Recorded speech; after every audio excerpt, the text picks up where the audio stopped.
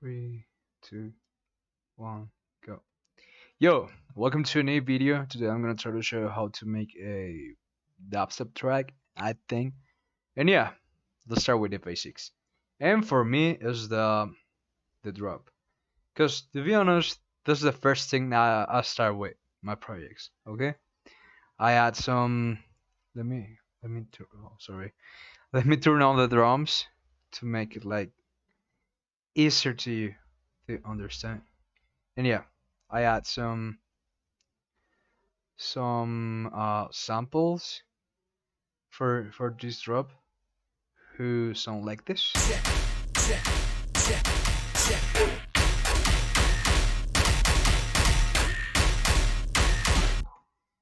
You just have to make like you know a pattern that you like just give rhythm to the track, give that thing that makes people like, oh my god, my fingers just want to act like a gun machine. And I think that's what I did here. Then I just add a little bit of sidechain, and I added a OTT with this configuration here. It's, you don't have to make the same config to your tracks. You just have to make that sounds good for you. Then I could some lows and some highs to make it go like some cool. Then I just add a little bit of reverb, which actually I think I make that in auto clip on here and here. And yeah, that's it. That's it for my basses. Then I route all my basses to the this main channel, who contains all the basses or all the samples who make that catchy structure on the drop, and then just create an auto clip to make this thing from here. All right, so that's it. Then I just add again samples as the super bass, and I don't know how to call it, but it's just it's the bass for the samples here. This bass from here is following every hit from here, and this thing from here is following every kick and snare. Look, like dun dun, and this one is like dun dun dun dun dun dun dun dun dun dun dun dun, something like that. And yeah, my drums are like the best part of it because it gives that the rhythm on the track, and it sounds like this. Let me put it by itself. Oh my god, sorry. Oh, bro, where are my hacking auto clips at? I think that's all right. No, I don't know where is it, but where do I put it? Oh, here.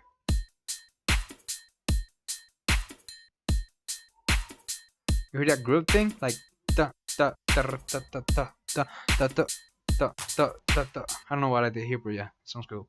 And for my drums, I made this EQ. I just ate a little bit of reverb, put with an auto clip for the build up, but I'm gonna show you it later. And yeah, that's it.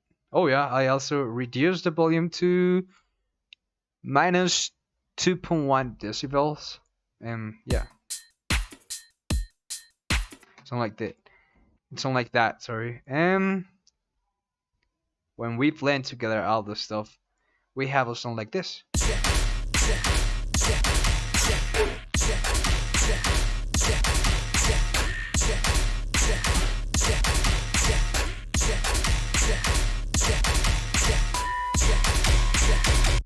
Yeah, something like that. And yeah, once you have your drop done, you gotta do a intro.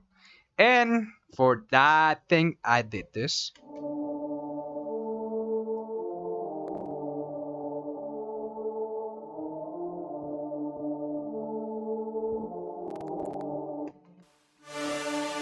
Which is just a certain preset. Just following this notes. Sorry, I don't know why I say notes. Maybe I'm a little bit stupid right now, cause bro, I have no script for this video. I'm just saying where I want to say to make it more like familiar to you guys. And yeah, I wrote that melody, and then I just stack the layers. Because by itself it sounds like this. When I add this layer, it sounds like, and this layer. Then I say, bro, I'll need a bass, and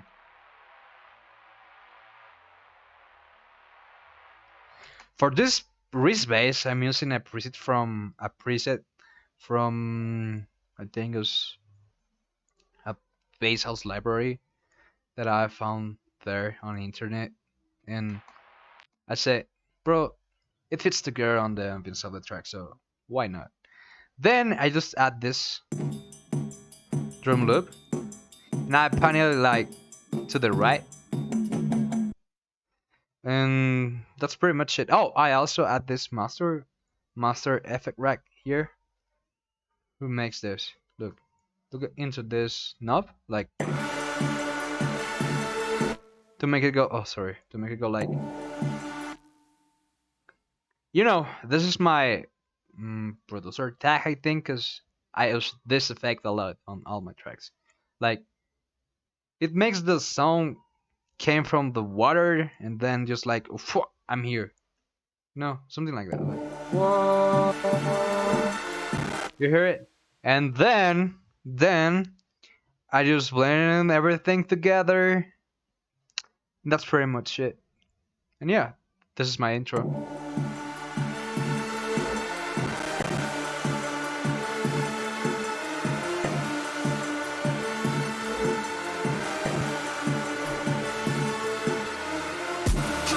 And probably you're thinking like, bro, this sounds so empty. And I'm gonna say, yeah, it sounds empty, but sometimes,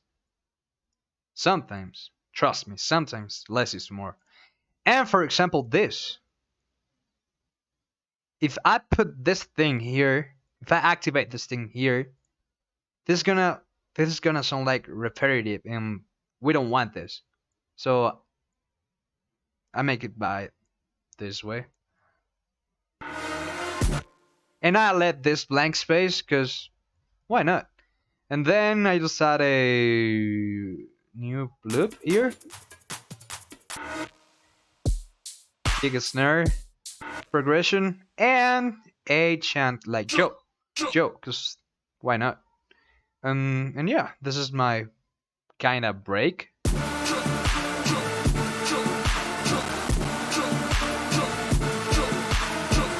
Oh, and also I fill up the space with this with this effects, which is running as a atmosphere here. Look, because by itself it sounds like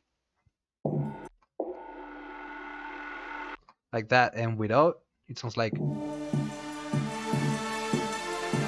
empty, right? But with it, cool. All right, for my build up part, I just cut off my drums from this bar to this bar, and just let the bass and this little percussion here, and I incorporate a new vocal who is saying like fuck that, and I make a auto clip for his pitch, who's going like for normal, then low, then again normal, no, low, low, low, low, low, low, high, high, high, high, high, and yeah, like this. Also, I add this like screech effect, like holy fuck, like this. That that noise, and yeah, I incorporate my build up, and there's a knob I'm saying like it's going like normal to low and then high to make like to build the tension into the track. I learned this trick from a Moonboy tutorial, and I was like, why'd I never introduce this trick to my tracks? Cause it sounds hella better. Trust me. Do it.